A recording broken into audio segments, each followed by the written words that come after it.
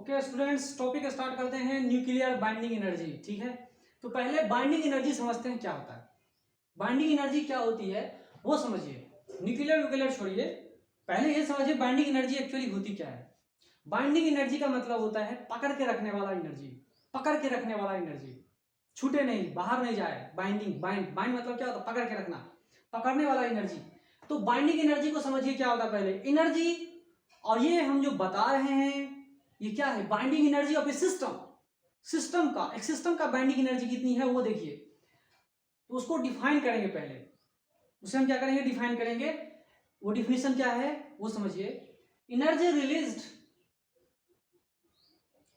Either energy released when system is formed, energy released when system is formed is called binding energy। Binding energy क्या होता है कि कितनी energy release हुई है जब सिस्टम फॉर्म हुआ था। तो एनर्जी रिलीज को ही हम क्या कहते हैं? बाइंडिंग एनर्जी कहेंगे जब सिस्टम फॉर्म होगा तो। और जब रिलीज होगी एनर्जी तो ये रिलीज हुआ एनर्जी क्या होता है? निगेटिव वैल्यू देगा। एनर्जी क्या होगी? निगेटिव में आ जाएगा। ठीक है, दूसरा डेफिनेशन समझिए।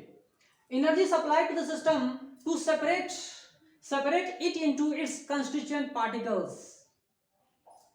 Energy supply to a system, दूसरा definition, energy supply to a system to separate its component into different constituent particles. ठीक है, energy supply to the system to separate it into its components. उसके component में तोड़ने के लिए कितनी energy को सप्लाई करना पड़ रहा है, कितनी एनर्जी देना पड़ रहा है, उसे हम क्या कहते हैं? न्यूक्लियर, इनको क्या कहते हैं? बाइंडिंग एनर्जी कहते हैं। इसे ही हम न्यूक्लियर टर्म में यूज करें तो न्यूक्लियर बाइंडिंग एनर्जी हो जाएगा। Energy release when system is formed is called nuclear binding energy. Energy supply to the system to separate it to constituent particles into components is called nuclear binding energy.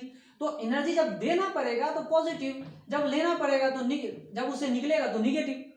आई बात समझ में? तो समझिए इस चीज को। मान लो कि ये कोई न्यूक्लियस बना हुआ है। न्यूक्लियस जो है बन रहा है, न्यूक्लियस बन रहा है। तो न्यूक्लियस जो बनेगा, ठीक है, न्यूक्लियस जो बना हुआ है, मान लो किसे हमें तोड़ना है। तो मान लो इसमें प्रोटॉन है, न्यूट्रॉन है, प्रोटॉन है, न्यूट्रॉन है, बहुत सारे हैं। अगर हमें इसे तोड़ना है तो क्या करनी होगी? तो इसको तोड़ने के लिए हम इसके अंदर में कुछ एनर्जी सप्लाई करेंगे। क्या करेंगे? हम इसमें एनर्जी सप्लाई करेंगे। ठीक है, इसमें क्या करेंगे? एनर्जी हम सप्लाई करेंगे। एनर्जी सप्लाई करने के बाद ये टूट जाएगा। कैसे भाई? Proton neutron. तो इस तरह से कितने न्यूट्रॉन से? 3 न्यूट्रॉन 2 प्रोटॉन में कन्वर्ट हो जाएंगे, फ्री हो जाएंगे सबके सब। ये सबके सब फ्री हो जाएंगे। तो कितनी एनर्जी की जरूरत पड़ी हमें इसे तोड़ने में, कंस्टिट्यूएंट पार्टिकल्स में तोड़ने में, उसे हम बोलते हैं binding energy. This is called binding energy. और इसको मान लो न्यूक्लियस है, इसको हम बोलेंगे न्यूक्लियर बाइंडिंग एनर्जी। इसे हम क्या कहेंगे? Nuclear binding energy. यहाँ एनर्जी लिख दिया हमने। तो इतनी एनर्जी हमें सप्लाई करनी होगी, इसमें सप्लाई करनी होगी कि इस पे टूट जाए। आई बात समझ में? दूसरा चीज समझिए, मैं क्या बोल रहा हूँ, दूसरा चीज समझिए। अब एनर्जी तो सप्लाई कर दिया तोड़ने में, सारी एनर्जी हम लगा के तोड़ने में। अब जोड़ने में कितनी एनर्जी हो रहा है खपत वो देखिए। मान लो यही सब फ्री है। मान लो एक प्रोटॉन फ्री है, एक न्यूट्रॉन फ्री है, एक प्रोटॉन फ्री है, एक न्यूट्रॉन फ्री है, एक न्यूट्रॉन फ्री है। इस तरह से फ्री स्टेट में है। इस तरह से इनको हमें क्या करना है? इनका यूज करके क्या करना है? एक न्यूक्लियस बनाना है। मान लो इनसे क्या हम बनाएंगे? न्यूक्लियस। कितने प्रोटॉन है भाई? 2 प्रोटॉन है और 3 न्यूट्रॉन है, बन गया न्यूक्लियस। तो न्यूक्लियस जो बना, अब जो न्यूक्लियस बना, तो न्यूक्लियस बनने की वजह से इससे एनर्जी रिलीज हुई। इस सिस्टम से क्या हुआ? एनर्जी भी रिलीज हुई है। क्या हुई है? एनर्जी रिलीज हुई है सिस्टम से, जिसको हम बोलते हैं न्यूक्लियर बाइंडिंग एनर्जी। फिर ये आ रहा है वही चीज, न्यूक्लियर बाइंडिंग एनर्जी। इसको पकड़ने में कितना एनर्जी रिलीज हुआ उसे हम न्यूक्लियर बाइंडिंग एनर्जी कहते हैं। ठीक है, आई बात समझ में? तो ये सब चीजें मैंने आपको बता दिया। मैं ग्राफ से आपको फोटो देख के मैंने इसको आपको बता दिया, जिससे आपके समझ में आसानी से आ जाए। ठीक है, आगे चलते हैं। तो बाइंडिंग एनर्जी हम कैसे डिफाइन करेंगे? करते हैं तो ये लिखा हुआ energy binding, nuclear binding energy हम यहाँ लिखेंगे। या बाइंडिंग एनर्जी है sum of the sum of the mass of the constituent particles, and this is the total mass of the system. Sum of the mass of all the components of the system, and it is the total mass of the system. C is the speed of light. तो इस तरह के चीज को हम लोग बोलते हैं डेल्टा एम, और डेल्टा एम को बोलते हैं मास डिफेक्ट। इसको हम क्या बोलते हैं? Mass defect. ठीक है, इसको समझिए, मास डिफेक्ट। यही मास के डिफेक्ट मतलब ये देखिए कि अगर इसका टोटल मास ये न्यूक्लियस बना हुआ था, इसका टोटल मास m, और इन सब का टोटल मास अगर मैं समेशन लगाऊं तो mi हो गया। ठीक है, mi हो गया समेशन ऑफ दिस, इसका टोटल मास तो सम कर देंगे इतना एक एक चीजों का, फिर इसका टोटल मास कितना इस न्यूक्लियस का, कैपिटल है। ठीक है, तो बाइंडिंग एनर्जी का फॉर्मूला क्या होता है? Binding energy is equal to mass defect into speed square. ठीक है, ये मास डिफेक्ट कहां से आएगा भाई?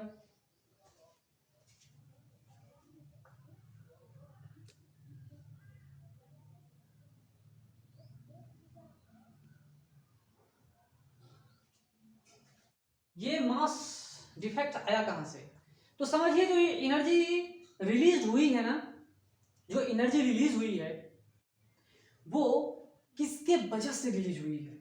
किसके वजह से रिलीज हुई है? इस मास के वजह से एनर्जी रिलीज हुई है। मास अब एनर्जी में कन्वर्ट हो रहा है। Now mass is getting converted in energy.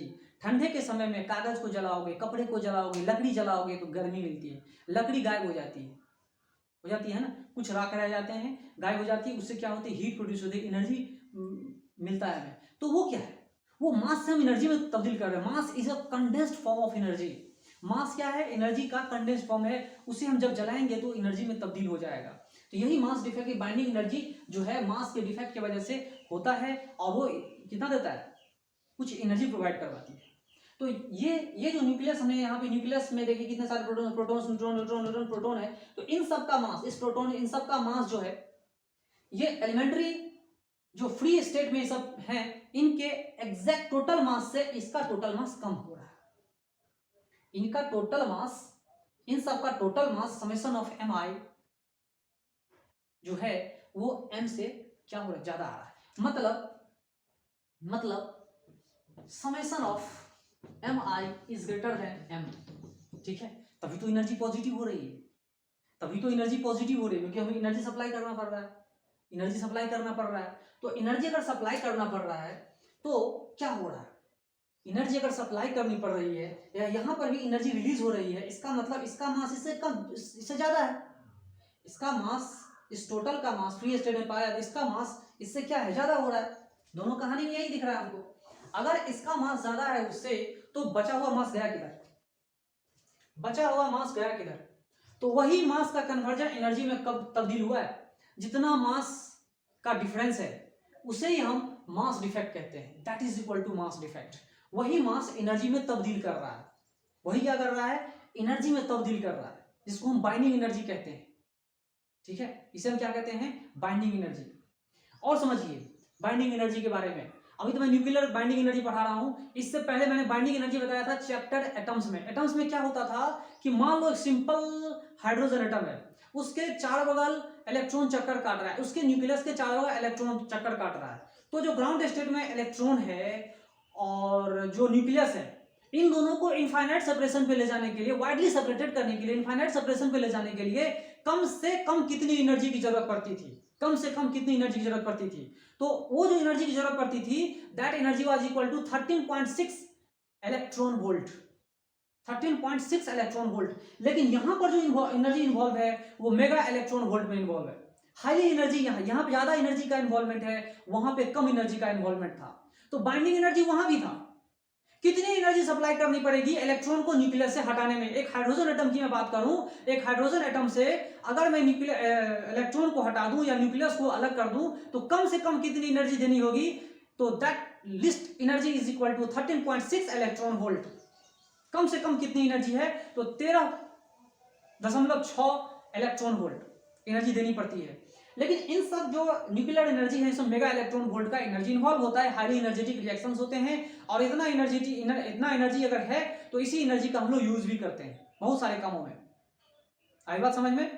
तो चलिए, उस जगह पे भी बाइंडिंग एनर्जी है, उस जगह पे भी बाइंडिंग एनर्जी है। अगर कोई हाइड्रोजन एटम है तो इलेक्ट्रॉन और न्यूक्लियस को वाइडली सेपरेटेड ले जाने के लिए, इनफाइनाइट सेपरेशन ले जाने के लिए कम से कम कितनी दूरी, कितनी एनर्जी देनी होगी? That is equal to 13.6 electron volt.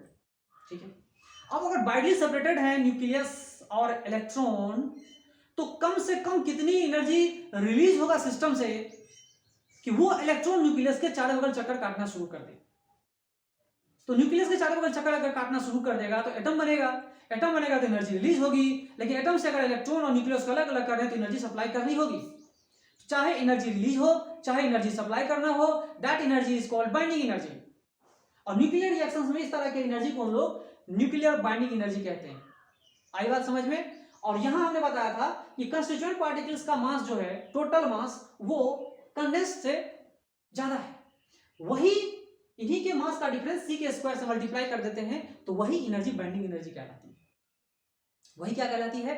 Binding energy कहलाती है। बाइंडिंग एनर्जी, और उसके बाद बाइंडिंग एनर्जी पर न्यूक्लियन ही पढ़ेंगे। अगर मैंने इसको एटॉमिक मास से डिवाइड कर दिया तो ये बाइंडिंग एनर्जी पर न्यूक्लियन आ जाएगा। आई बात समझ में? तो चलिए, ये सब चीजें मैं आपको समझाऊंगा अच्छे से, ए टू जेड में सारा चीज मैं आपको डिटेल बताऊंगा कि ये क्या होती है binding energy, nuclear binding energy and nuclear binding energy per nucleon. Okay,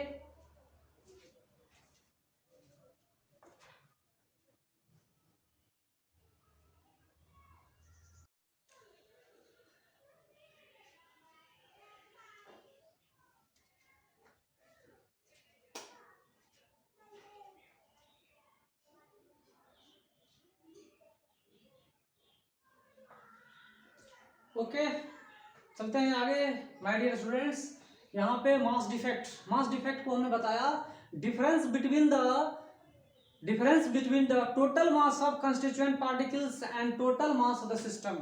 ठीक है, तो यहाँ न्यूक्लियस की बात करेंगे तो न्यूक्लियस के संदर्भ में जो मास डिफेक्ट होगा वो क्या होगा? इट इज डिफाइंड एज, ये मास डिफेक्ट कैसे डिफाइन करेंगे? Difference between the total constituent particles and the mass of the nucleus.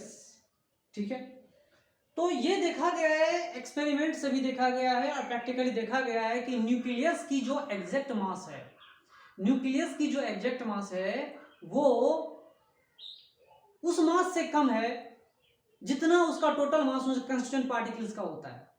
मतलब समझिए, न्यूक्लियस की मास, न्यूक्लियस की टोटल मास, पहले समझो न्यूक्लियस किन किन चीजों से बना हुआ है। न्यूक्लियस प्रोटॉन और न्यूट्रॉन से बने हुए हैं। ठीक है, तो एक न्यूक्लियस की जितनी मास है, न्यूक्लियस का जितना टोटल मास है, वो मास उस मास से कम है जो उनके टोटल कंस्टिट्यूएंट पार्टिकल्स का होता है। ठीक है, तो यहां जो हमने मास बताया, मास डिफेक्ट, ये जो है ये कंस्टिट्यूएंट पार्टिकल्स का टोटल मास है। ये क्या है? कंस्टिट्यूएंट पार्टिकल्स का टोटल मास है, एग्जैक्ट मास है, एक्सपेक्टेड मास है। इसको हम लोग एक्सपेक्टेड मास बोलेंगे। ये क्या बोलते हैं हम इसको? एक्सपेक्टेड मास। याद रखिएगा, ये क्या है? एक्सपेक्टेड मास। और ये जो मास है ये क्या है? एक्सपेरिमेंटल मास। ये क्या है? एक्सपेरिमेंटल मास। एक्सपेरिमेंटल मतलब जो एग्जैक्ट है, एक्सपेरिमेंटल मास जो एक्सपेरिमेंट से हम फाइंड करते हैं वो मास।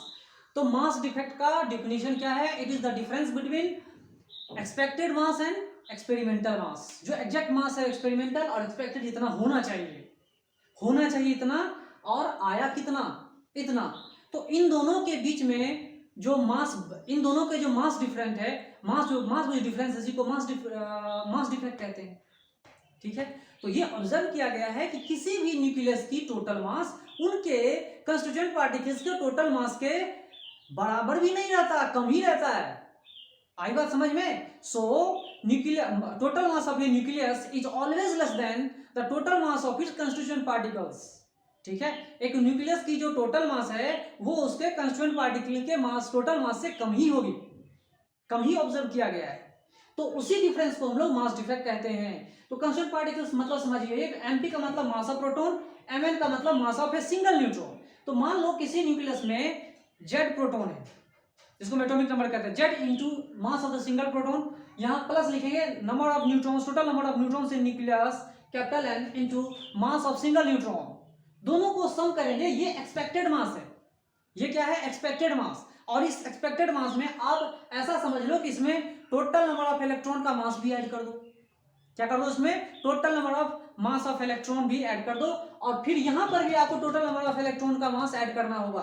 तो टोटल मास ऑफ इलेक्ट्रॉन इसमें से दोनों से गायब हो जा रहा है, इसलिए हम उस टर्म को कंसीडर नहीं कर रहे हैं। Without the mass of electron, ठीक है, इलेक्ट्रॉन के मास के बिना हम ये इक्वेशन लिखे हुए हैं, ठीक है, बिना इलेक्ट्रॉन के मास से। तो इसमें ये तो मैंने ऐसा लिख दिया, लेकिन इसमें क्या करना होगा हमें, इसमें क्या करना होगा, उतने इलेक्ट्रॉन्स का मास क्या करना होगा, सब्ट्रैक्ट करना होगा। देखो एक न्यूट्रल एटम है ना, अगर न्यूट्रल एटम है तो क्या करेंगे, जितने प्रोटॉन हैं उतने ही न्यूट्रॉन होंगे, तो इसमें इस मास में से Z into mass of single electron घटा देंगे तो मास डिफेक्ट पता चल जाएगा। आई बात समझ में, या नहीं तो इसी इक्वेशन को चेंज कर देंगे, Z into mass of proton plus mass of electron. देखो एग्जैक्ट क्या होना चाहिए, एग्जैक्ट जो है ये टर्म नहीं होना चाहिए, ठीक है, ये टर्म जो है इसमें क्या होना चाहिए, जेड इंटू, अगर न्यूट्रल एटम है तो यहाँ पे लिखेंगे Z into M P plus N E, ठीक है, ये होना चाहिए मास ऑफ इलेक्ट्रॉन, ठीक है, ये होना चाहिए, तब इसके टोटल मास से हम सब्ट्रैक्ट करेंगे तो मास डिफेक्ट आ जाएगा, एग्जैक्ट आ जाएगा, कोई दिक्कत नहीं। आई बात समझ में। तो चलिए यहाँ पे हम कहानी पढ़ते हैं, ऑक्सीजन के ऐसे एटम से, एक ऐसा आइसोटोप से जिसका एटॉमिक नंबर तो 8 है लेकिन मास नंबर 16 है, तो मास ऑफ 8 न्यूट्रॉन्स कितना है, तो एक न्यूट्रॉन का एटॉमिक मास यूनिट होता है 1.00866 एटॉमिक मास यूनिट है ना। तो देखिए यहाँ पे 8 का कितना मास लिखेंगे, 8 times this mass of 8 protons, 8 into इतना लिख सकते हैं, मास ऑफ 8 इलेक्ट्रॉन्स इतना, क्योंकि 8 ही इलेक्ट्रॉन तो है इस आइसोटोप में, 8 इलेक्ट्रॉन 8 प्रोटॉन और 8 ही न्यूट्रॉन भी होते हैं, सबके सब सेम है, ठीक है, देख लीजिए। तो एक्सपेक्टेड मास कितना होना चाहिए, न्यूक्लियस का एक्सपेक्टेड मास कितना होना चाहिए, तो एक्सपेक्टेड मास जो है इन सबको सम करके देखो, जो एक्सपेक्टेड मास है वो आएगा 16.13184 एटॉमिक मास यूनिट, और ये एक्सपेक्टेड मास एक्सपेरिमेंटल मास से ज्यादा होता है। जो एग्जैक्ट मास है न्यूक्लियस की वो एक्सपेक्टेड मास से हमेशा कम ही आती है, हमेशा कम आती है। तो अगर कम आती है तो जो उनके मास का डिफरेंस हो गया किधर, वो एनर्जी गया, वो मास गया किधर, तो वही मास एनर्जी में तब्दील होता है, वही मास एनर्जी में तब्दील होता है, इसे हम बाइंडिंग एनर्जी कहते हैं। और मास नंबर से डिवाइड कर देंगे तो वही बाइंडिंग एनर्जी पर न्यूक्लियन होता है। ये बाइंडिंग एनर्जी बताता है कि कितना फोर्स, कितना एनर्जी बनता है, कितना एनर्जी रिक्वायर होती है किसी न्यूक्लियस को फॉर्म करने में, कितनी एनर्जी रिक्वायरमेंट होती है उसको तोड़ने में, ये एनर्जी के बारे में बताया जा रहा है, ठीक है। तो एक्सपेक्टेड मास तो मैंने बता दिया, ठीक है। लेकिन अब देखिए कि मास स्पेक्ट्रोस्कोपी एक्सपेरिमेंट से जो है न्यूक्लियस के इस एटम की न्यूक्लियस की जो मास फाइंड की गई है वो कितना है, सॉरी इस एटम की मास, न्यूक्लियस में एटम की मास फाइंड की गई है इतना 15.99493 यूनिट। और ये जो मास है ये न्यूक्लियस मास ऑफ न्यूक्लियस नहीं एटम कहो, ये इसको हम क्या कह देंगे, एटम, क्योंकि यहाँ पे एटम का बात कर रहा है, ठीक है, यहाँ पे पूरे एटम का बात कर रहा है, ये न्यूक्लियस की बात नहीं कर रहा है। अगर ये न्यूक्लियस की बात करे तो हम क्या करेंगे, अगर ये न्यूक्लियस की बात करे तो इन्हीं दोनों का सम करेंगे, लेकिन ये एटम की बात करेगा तो मतलब इसका मतलब क्या हुआ, पूरे एटम का मास मतलब 8 इलेक्ट्रॉन्स का मास भी इसमें ऐड कर चुके हैं।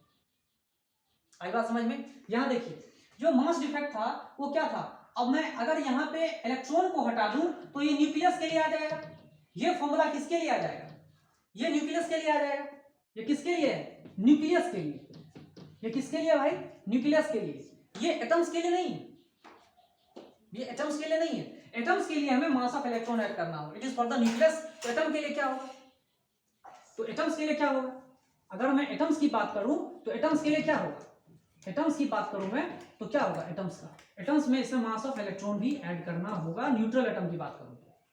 आई बात समझ में। तो मास स्पेक्ट्रोस्कोपी एक्सपेरिमेंट से मास ऑफ एटम फाइंड किया गया 15.99493 यूनिट, और यहाँ पे 16 आ रहा है, 16 पॉइंट समथिंग आ रहा है।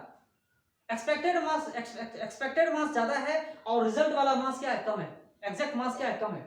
तो जो एक्सपेरिमेंटल मास है कम है, तो बचा हुआ मास किधर गया, बचे हुए मास को ही हम क्या कहते हैं, मास डिफेक्ट कहते हैं। तो मास डिफेक्ट कैसे फाइंड करेंगे भाई? तो इनमें से इसको सब्ट्रैक्ट कर देते हैं। तो ये न्यूक्लियस का नहीं है, ये एटम का है, ये इस एटम का है। आप देखोगे ये एटम का है। ये हमने इन दोनों का फाइंड किया, इन दोनों का सम ले लिया।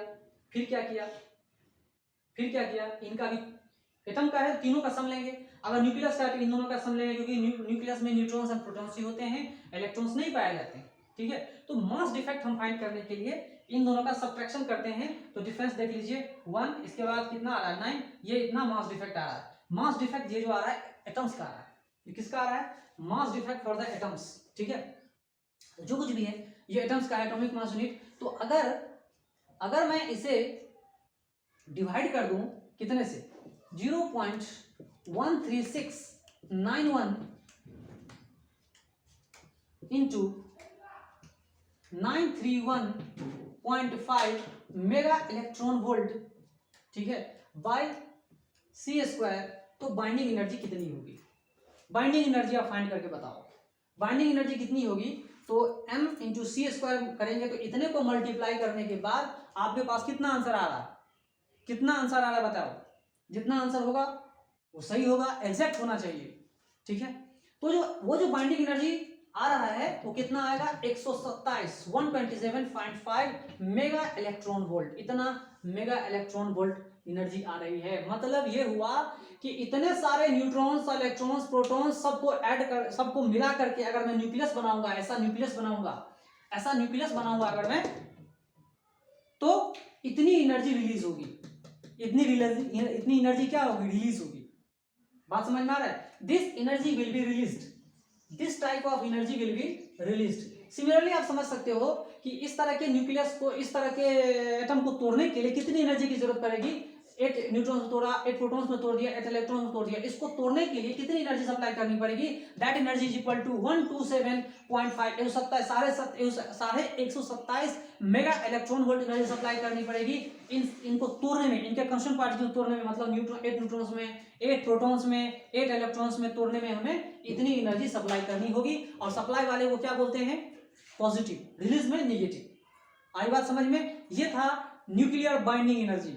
फिर हम लोग पढ़ेंगे nuclear binding energy per nucleon. तो यहां आप देखिए n का मतलब क्या होता है। अगर आपको n नहीं पता है, नंबर ऑफ न्यूट्रॉन्स पता नहीं है,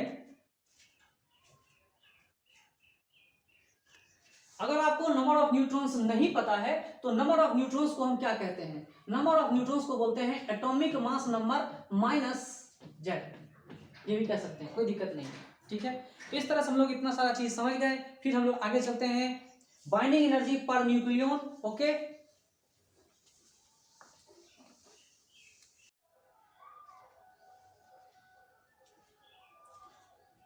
ओके स्टूडेंट्स, स्टार्ट करते हैं binding energy per nucleon. Binding energy per nucleon, जो हमारा करेक्ट टॉपिक है वो क्या है? Binding energy per nucleon. ठीक है, ये क्या होता है वो हम समझाएंगे। इससे पहले थोड़ा मास डिफेक्ट को और अच्छे समझ लेते हैं। ये मास डिफेक्ट क्या होता है उसे समझते हैं। ये क्या है?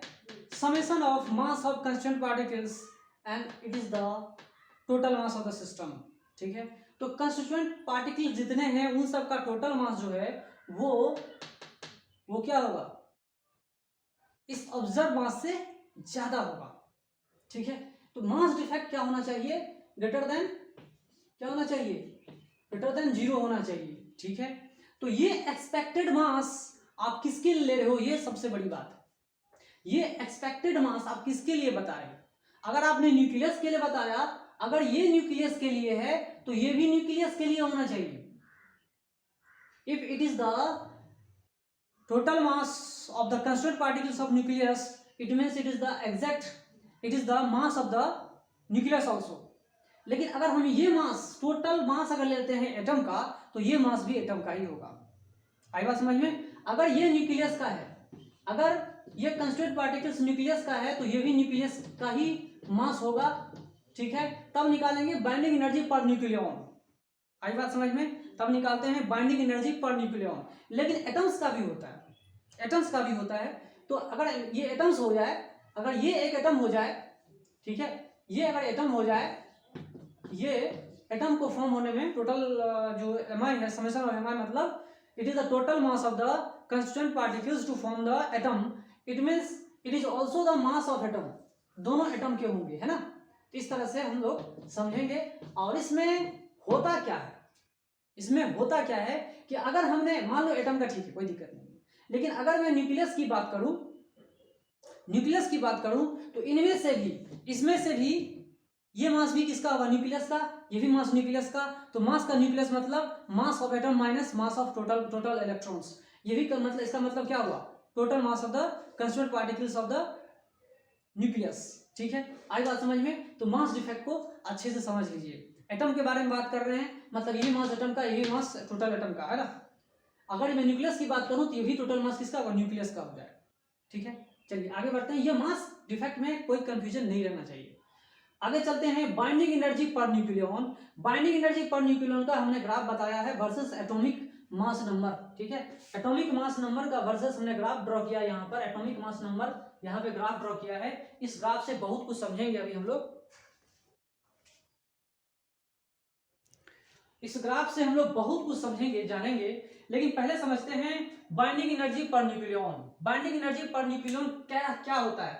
Actually binding energy per nucleon जो होता है ना, ये क्या होता है, binding energy divided by mass number. Binding energy by mass number is known as, total mass number is known as binding energy per nucleon. तो एग्जैक्टली ये एवरेज नंबर, एवरेज एनर्जी है, आप इसको कह सकते हो it is the average energy. Average energy, ठीक है, एवरेज एनर्जी मतलब एवरेज एनर्जी पर न्यूक्लियन हमने डाल दिया, तो इतनी एनर्जी, कितना मास एवरेज यूज हो रहा है न्यूक्लियस को फॉर्म होने में, या न्यूक्लियस को डिस्ट्रॉय करने में, या न्यूक्लियस को तोड़ने में, तो ये कहलाता है एवरेज एनर्जी भी कह सकते हैं इसको। इसी को बोलते हैं binding energy per nucleon. Binding energy per nucleon is defined as total binding energy by total mass number of the nucleus. Okay, तो ये हम लोग पढ़ते हैं, ये तो जान ही गए हैं। अब इसका ग्राफ से क्या क्या हमें इंफॉर्मेशन मिल रहा है, उन सब चीजों को हम लोग पढ़ेंगे। ओके,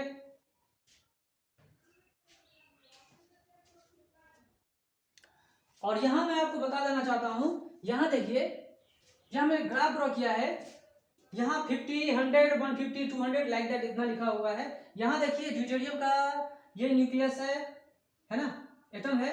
ये किसका, ट्रिटियम का एटम, ये लिथियम का एटम, ये नाइट्रोजन का है, 14 मास है, ऑक्सीजन का 16 मास यहाँ पे। ठीक है, ऑक्सीजन का 16 मास। ठीक है, तो यहाँ पर कार्बन का 12 है, हीलियम एटम यहाँ पर है, इसके बाद सल्फर का यहाँ, आयरन का सबसे ऊपर है। ठीक है, यूरेनियम का सबसे इधर, यहाँ देखिए यूरेनियम का थोड़ा डाउन है, मोबिडियम का यहाँ पर है, यहाँ पे आयोडीन का है ना, और बहुत सारे हमने एलिमेंट्स दिए हैं। इस तरह से ग्राफ आ रहा है, यहाँ से ज्यादा है, यहाँ से ऊपर जा रहा है, फिर यहाँ ऐसे ऐसे ऐसे ऐसे करते हुआ ये इस तरह से जा रहा है। बाइंडिंग एनर्जी पर न्यूक्लियन, तो बाइंडिंग एनर्जी जो है हमारा मेगा इलेक्ट्रॉन वोल्ट में है, और एटॉमिक मास नंबर आप देख रहे हैं यहाँ 50 है, यहाँ 100 है, 150 है, 200 है, 250 है। इसी रेंज में हमने इसे दिखाना है, आपको समझाना है कि बाइंडिंग एनर्जी पर न्यूक्लियन क्या होता है। बाइंडिंग एनर्जी पर न्यूक्लियन मतलब एवरेज एनर्जी होती है, और इस ग्राफ से क्या क्या इंफॉर्मेशन आप ले सकते हैं वो मैं आपको बताऊंगा। ओके,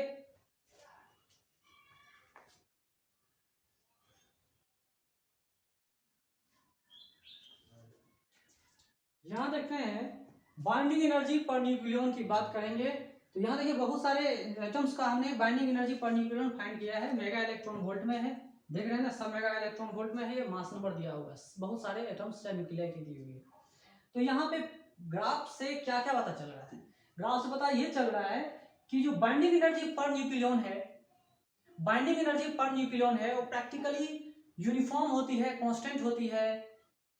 किसके रेंज में कांस्टेंट होती है, जब एटॉमिक मास नंबर 30 से लेकर 170 के बीच में, 30 मतलब यहाँ इसके आसपास 30 से लेकर 170 के बीच में जितने सारे न्यूक्लियाई हैं, 30 से लेकर 170 के बीच में, यहाँ से लेकर यहाँ तक जितने हैं, उनका जो है binding energy per nucleon constant है, यूनिफॉर्म है, अप्रोक्सीमेटली प्रैक्टिकली कांस्टेंट है। वो इनके एटॉमिक नंबर पे डिपेंड नहीं करता। ठीक है, वो इनके एटॉमिक नंबर पे डिपेंड नहीं करता। तो कौन से रेंज की मैं बात कर रहा हूं, मैं ऐसे एटॉमिक मास की बात कर रहा हूं जो 170 से लेकर 30 के बीच में, 170 से लेकर 30 के बीच में, ऐसे एटम्स जिसकी मास नंबर 170 से लेकर 30 के बीच में है, जिसका एटॉमिक मास नंबर 30 से लेकर 170 के बीच में है, ऐसे ऐसे का जो है बाइंडिंग एनर्जी पर न्यूक्लियन क्या है, यूनिफॉर्म है, कांस्टेंट है, मास नंबर पर डिपेंड नहीं करता। ये ग्राफ से देख रहे हैं, एक कांस्टेंट मान के चला गया, यहां से लेकर यहां तक कांस्टेंट है, ठीक है, कांस्टेंट है, ठीक है।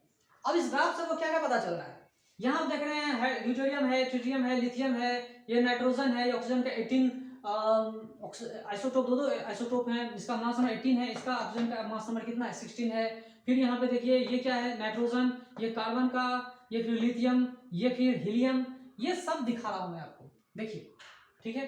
तो अब इससे क्या पता चल रहा है, इस ग्राफ से क्या पता चल रहा है, सबसे ज्यादा बाइंडिंग एनर्जी पर न्यूक्लियन किसका, सबसे ज्यादा बाइंडिंग एनर्जी पर न्यूक्लियन किसका, तो भाई आयरन का, मैक्सिमम, मैक्सिमम किसका, आयरन का, वो कितना, तो 8.75 मेगा इलेक्ट्रॉन वोल्ट, इतनी जो है binding energy per nucleon iron की होती है, सबसे ज्यादा, सबसे ज्यादा, जिसकी मास नंबर कितना है 56। आई बात समझ में। और यूरेनियम का देखिए कितना है, यूरेनियम का देखिए तो 7.6 इतने, इसी के आसपास मेगा इलेक्ट्रॉन वोल्ट इसका है। तो भाई इतना जो है फिर भी बहुत है, मेगा इलेक्ट्रॉन वोल्ट एनर्जी जो है बहुत है, कम तो नहीं है ना, बहुत ज्यादा एनर्जी है। तो चलिए मैक्सिमम किसकी है, आयरन का, और इसी के आसपास यूरेनियम कितना है 7.6 मेगा इलेक्ट्रॉन वोल्ट। तो अप्रोक्सीमेटली ये सब क्या है, सेम कांस्टेंट मानी गई है, दोनों की वैल्यू मैंने बता दिया, ये मैक्सिमम है, ठीक है, मिनिमम किसका आ रहा है, ड्यूटेरियम का आ रहा है, ठीक है, ये जो है 2 से भी कम है, 1 के आसपास आप समझ सकते हो, कोई दिक्कत नहीं, ठीक है। आगे जाते हैं, binding energy per nucleon, lighter nuclei and heavier nuclei के लिए हम लोग पढ़ते हैं, लाइटर न्यूक्लियाई, लाइट न्यूक्लियाई हैं और हेवी न्यूक्लियाई हैं, उनके लिए पढ़ते हैं बाइंडिंग एनर्जी पर न्यूक्लियन, ठीक है। Binding energy per nucleon is lower for both the lighter nuclei and heavier nuclei, ठीक है। जो हेवी हैं, हेवी न्यूक्लियाई हैं, भारी हैं, वो जिनका मास बहुत ज्यादा है वो, और जिनका मास बहुत कम है वो, ये दोनों का बाइंडिंग एनर्जी पर न्यूक्लियन कम ही है, कम ही है। देखिए binding energy per nucleon is lower for both the light nuclei and heavy nuclei, light में 30 से कम, 30 से कम मतलब यहाँ देखिए 32, और इससे कम ये देखिए 30 से कम, इधर वाला रेंज है कितना बाइंडिंग एनर्जी पर न्यूक्लियन, ये देखिए बाइंडिंग एनर्जी पर न्यूक्लियन कम ही आ रहा है, ठीक है, कम आ रहा है। और ये 70 के पार जाते हैं, ये 70 के पार जा रहा है, तो यहाँ देखिए बाइंडिंग एनर्जी पर न्यूक्लियन ये भी कम है। तो इसको हम लोग समझेंगे कहाँ पर, फ्यूजन एंड फिजन रिएक्शन में समझेंगे, या फिजन एंड फिजन रिएक्शन में समझेंगे कि बाइंडिंग एनर्जी पर न्यूक्लियन का कहाँ संबंध है। Binding energy per nucleon lower है तो क्या फायदा है उसके, बाइंडिंग एनर्जी पर न्यूक्लियन ज्यादा है तो क्या फायदे हैं इसके, ठीक है। तो बाइंडिंग एनर्जी पर न्यूक्लियन यहाँ पे कम हो रहा है, ठीक है, बाइंडिंग एनर्जी पर न्यूक्लियन यहाँ पे क्या है, कम है, यहाँ पर भी क्या है, कम है। ज्यादा क्या, ज्यादा कहाँ पर होगा, जो इनके बीच में होंगे उनका होगा बाइंडिंग एनर्जी पर न्यूक्लियन, जैसे कि इसका मैक्सिमम आ रहा है, ये इनके बीच में ऐसे ऐसे हैं, है ना।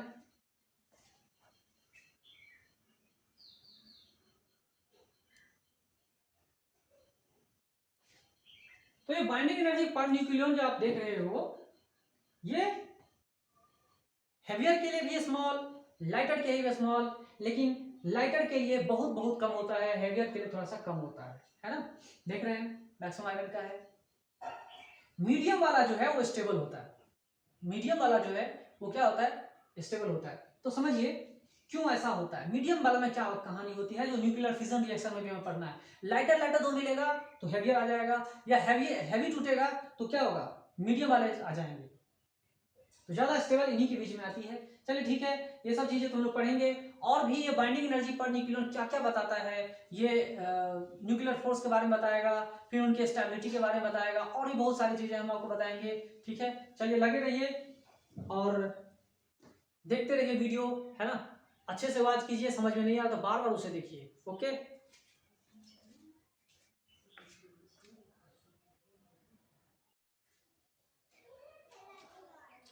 ओके स्टूडेंट्स, मैंने आपको ग्राफ बताया था binding energy per nucleon, binding energy per nucleon का ग्राफ आपने देखा होगा कि पहले वो क्या कर रहा था, पहले वो बढ़ रहा है, बाइंडिंग एनर्जी पर न्यूक्लियन जो बहुत सारे न्यूक्लियाई के लिए हमने बताया था, पहले वो बढ़ा, ठीक है, ड्यूटेरियम से बढ़ते बढ़ते बढ़ते बढ़ते आयरन तक मैक्सिमम तक आया, फिर धीरे धीरे धीरे धीरे घटते हुए जा रहा है, कहाँ पे, यूरेनियम U38 तक जा रहा है, घट रहा है।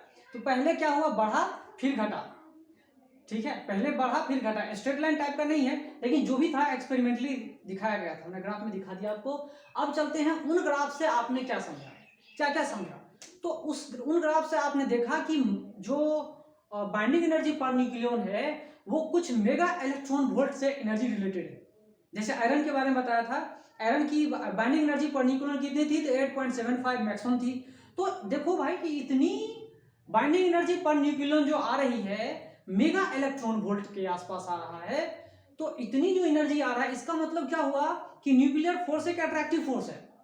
न्यूक्लियर फोर्स जो है वो क्या है, अट्रैक्टिव फोर्स है। उनके बीच जो फोर्स है वो कैसा है, attractive force. The force is attractive and more strong, ज्यादा स्ट्रॉन्गर है, इसीलिए पकड़ के बांध के रखता है। पकड़ के बांधने का मतलब है binding energy per nucleon. Binding energy per nucleon average energy जो है, एक एक न्यूक्लियन की जो एवरेज एनर्जी है वो कुछ ज्यादा ही है, ज्यादा है,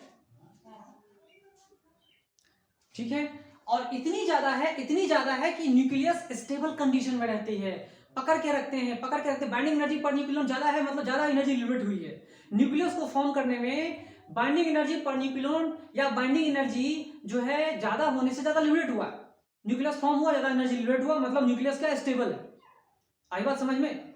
अगर स्टेबल नहीं तो स्टेबल हो जाएगा एनर्जी लिबरेट करके, ठीक है।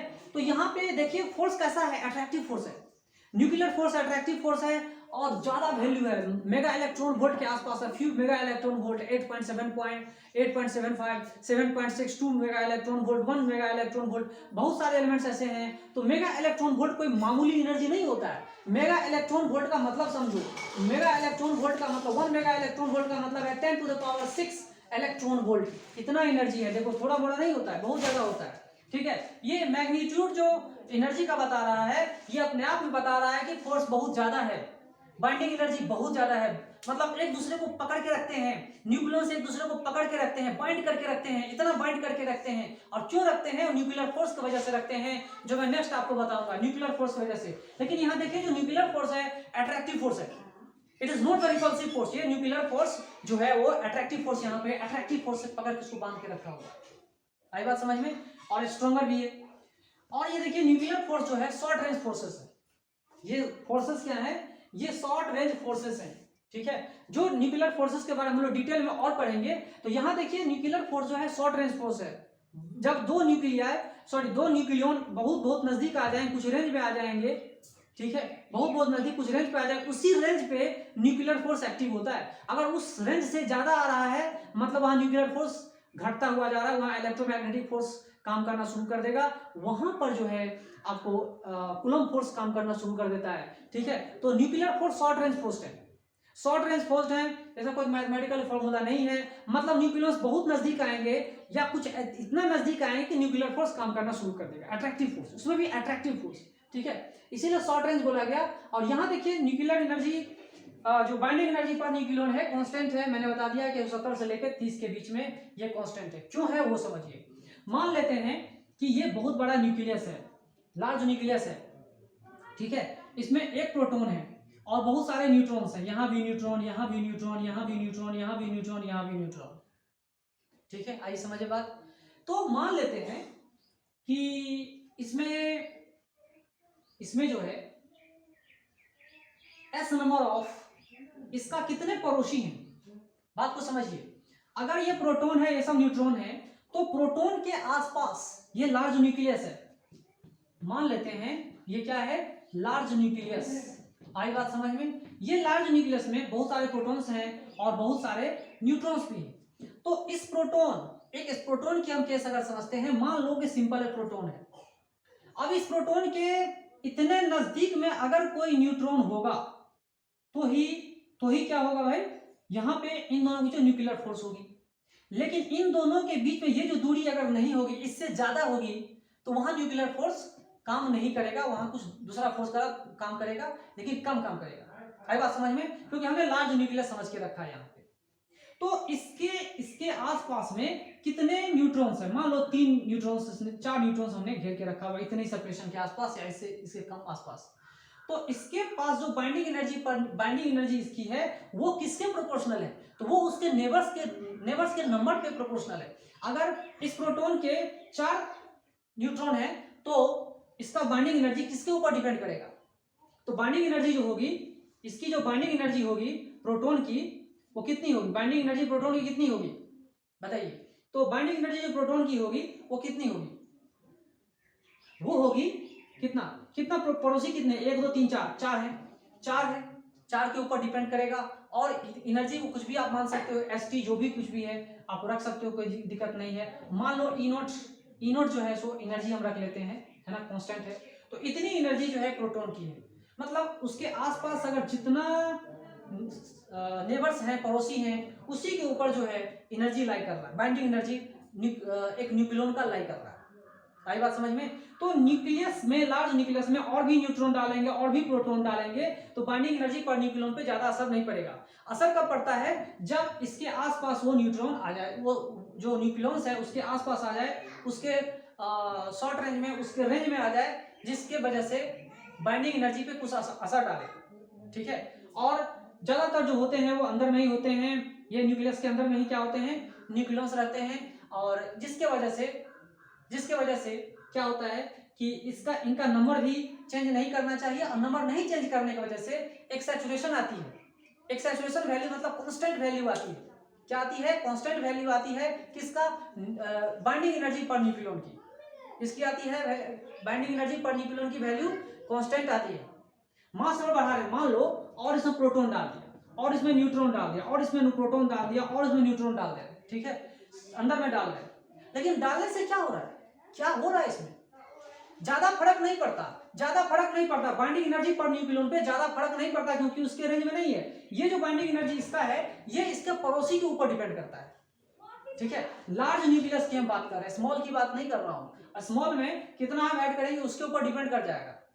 ठीक है, तो आप यहां भी देखते होंगे कि बाइंडिंग एनर्जी पर न्यूक्लियन जो है, बाइंडिंग एनर्जी पर न्यूक्लियन, ये जो हमने ग्राफ बताया था, बाइंडिंग एनर्जी बाय दिस, इसका ग्राफ आपने देखा होगा कि ऐसा नहीं कि मास नंबर जैसे हम बढ़ा रहे हैं वैसे वैसे क्या हो रहा है, बाइंडिंग एनर्जी पर न्यूक्लियन धीरे धीरे क्या हो रहा है, बढ़ रहा है, इसकी वैल्यू बढ़ रहा है। तो मतलब एक ग्राफ बता रहा है, इस पे प्रोपोर्शनल है, ठीक है, कोई दिक्कत नहीं है। लेकिन ये जो रेशियो है ना, ये जो रेशियो है कुछ इस तरह से जा रहा है, पहले यहाँ था, फिर यहाँ, फिर मैक्सिमम ऐसा होते हुए नजर आया। समझ में आ रहा है? तो ये जो बाइंडिंग एनर्जी पर न्यूक्लियन है कुछ इस तरह से वैरी कर रहा है। तो लार्ज न्यूक्लियस के लिए और अगर न्यूक्लियस उसमें ऐड करते हैं, और इसमें अगर न्यूक्लियस ऐड करते हैं, ठीक है, तो इसकी बाइंडिंग एनर्जी पर न्यूक्लियन बढ़ने वाली नहीं है, कांस्टेंट रहती है।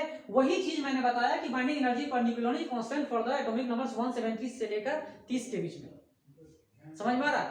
बड़े बड़े की न्यूक्लियस की बात कर रहा हूँ, बड़े बड़े न्यूक्लियस की बात कर रहा हूँ, छोटे छोटे की बात में नहीं कर रहा हूँ। छोटा की कहानी अलग होगी। अगर एटॉमिक नंबर लेस देन 30 आ रहा है मतलब स्मॉल न्यूक्लियस आ गया, ये स्मॉल न्यूक्लियस आ गया, उसकी बात मैं नहीं कर रहा हूं, मैं लार्जर न्यूक्लियस की बात कर रहा हूं। ठीक है, लार्जर न्यूक्लियस में भी मास नंबर 170 से लेकर 30 के बीच में जो बाइंडिंग एनर्जी पर न्यूक्लियन है वो कांस्टेंट है, और वो कांस्टेंट जो है वो शॉर्ट रेंज है, फोर्स का शॉर्ट रेंज है, उसके वजह से ये जो वैल्यू है वो कांस्टेंट है। अब हम लोग पढ़ेंगे nuclear force short range force है, इसका कोई मैथमेटिकल फॉर्मूला नहीं है, जिसके बारे में डिटेल में पढ़ेंगे नेक्स्ट वीडियो में। ओके, नेक्स्ट वीडियो में इसके बारे में पढ़ेंगे न्यूक्लियर फोर्स, और उसके बाद रेडियो एक्टिविटी हम लोग पढ़ेंगे, जानेंगे। ओके।